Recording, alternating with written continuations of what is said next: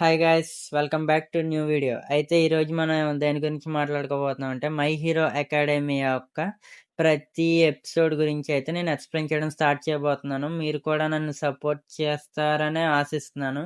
ఇంకా మనం ఎపిసోడ్లోకి మొదలెట్టేద్దాం. మన మెయిన్ క్యారెక్టర్ పేరు ఇజుకు మిడోరియా. తన వరల్డ్ కూడా ఎలా బిల్డ్ అయిందో మనం తెలుసుకోవాలి. సో, అది ఎలా బిల్డ్ అయిందంటే కొన్ని సంవత్సరాలకు ముందు ఒక బిడ్డ పుట్టింది. ఆ బిడ్డ ఏంటి ఇలా లైట్‌ని ఎమిట్ చేస్తూ పుట్టింది. ఆ తర్వాత 80% మంది భూమి మీద ఏదో పవర్‌తో పుట్టారు. ఆ పవర్‌ని మనం ఇందులో క్వర్క్స్ అంటున్నాం. ఆ క్వర్క్స్ కారణంగా ప్రతి ఒక్కరికి ఏదో రకమైన పవర్ అనేది రావడం స్టార్ట్ అయింది.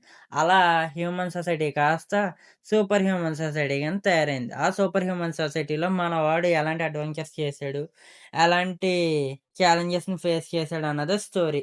ఇక స్టోరీలోకి వెళ్ళిపోయామంటే మనోడు కూడా అప్పుడు మిడిల్ స్కూల్ చదువుతూ ఉంటాడు. మిడిల్ స్కూల్ అయిపోయిన తర్వాత వాళ్ళు వేరే హై స్కూల్స్‌కి, హీరో స్కూల్స్‌కి అప్లై చేసుకోవాలి. అందరూ హీరో కోర్స్ స్కూల్స్‌కి అప్లై చేసుకుంటాడు మనోడితో సహా. అయితే ఇందులో మనోడికి ఒక ఫ్రెండ్ ఉన్నాడనమాట. వాడి పేరు కత్సుకి బాకుగో. ఈడు ఎంత శాడిస్ట్ గాడంటే సార్ అసలని ఆడిని హింస పెట్టేత్తా ఉంటాడు గురువుగారు. ప్రతిసారి ఆడిని బుల్లీ చేస్తూనే ఉంటాడు. నువ్వు హీరో అవ్వలేవని చెప్పి. వాడికి కొద్దిగా సుపీరియారిటీ కాంప్లెక్స్ అనమాట. ఇంక తర్వాత ఒక విలన్ అనేవాడు వీధుల చుట్టా తిరుగుతూ ఉన్నాడు. ఆ విలన్ని ఒక హీరో పట్టుకోవాలి. ఇక్కడ క్లాస్ రూమ్‌లో కత్తికి మనోడు నోట్‌బుక్ తీసుకొని, ఆ నోట్‌బుక్‌ని పూర్తిగా బ్లాస్ట్ చేసేసి, ఆ పాడైపోయిన నోట్‌బుక్‌ని ఆడి కళ్ళ ముందే విసిరి కొడతాడనమాట. మళ్ళీ అది గాకుండా ఇజుకుకి మళ్ళీ వార్నింగ్ గూడా ఇస్తాడు. "నువ్వు ఎట్టి పరిస్థితిలో హీరో కోర్స్ జాయిన్ అవ్వకూడదు. నువ్వు నాతో పోటీ పడలేవని" చెప్పి ఆడిని బుల్లీ చేస్తా, ఆడిని ఎక్కిరిస్తూ ఉంటాడు.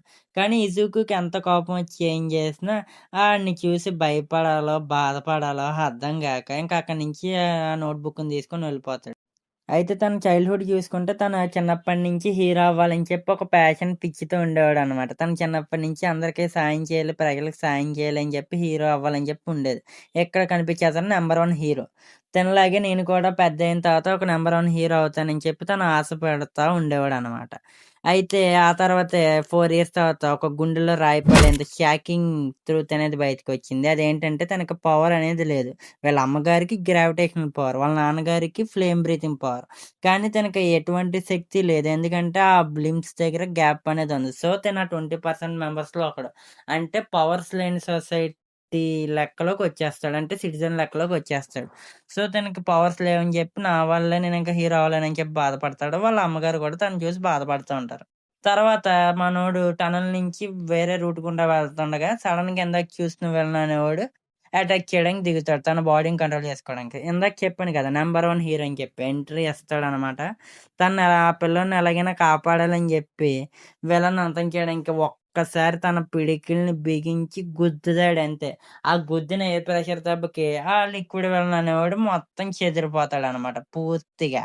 ఆ తర్వాత మనోడు ఆ దెబ్బకి స్పృహ కోల్పోతాడు. స్పృహ కోల్పోయిన తర్వాత మనోడిని లేపి చూడగానే నంబర్ 1 హీరో తన ముందు ఉండగానే ఒక్క నిమిషం ఆశ్చర్యపోతాడనమాట. ఆ ఆశ్చర్యం, ఆ మైకంలో మనోడికి ఏం తెలీక ఒక ఆటోగ్రాఫ్ తీసుకుందాం అంటే మనోడు ముందే సైన్ చేసేసుంటాడు.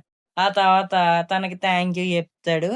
అయితే మనోడికి ఇంకా అడగాల్సిన డౌట్స్ చాలా ఉండడంతో తను గాలి పట్టేసుకుంటాడు. తను గాల్లోకి ఎగిరేటప్పుడు. రూఫ్ టాప్ మీద ల్యాండ్ అయిన తర్వాత హీరోని ఇజుకో అడుగుతాడనమాట. నాకసలు ఎలాంటి శక్తులు లేవు. నేనొక మామూలు అబ్బాయిని. కానీ నాకు మీలా ఒక గొప్ప హీరో అవ్వాలనుంది. నేనొక హీరో అవ్వగలనా? అలాంటి శక్తులు లేవని చెప్పి అడుగుతాడు. ఇక్కడితో ఎపిసోడ్ అయితే ఎండ్ అయిపోతుంది గైస్. ఇక్కడి వరకు చూస్తే థాంక్ యూ. నెక్స్ట్ ఎపిసోడ్‌లో మళ్ళీ కలుద్దాం. Bye guys.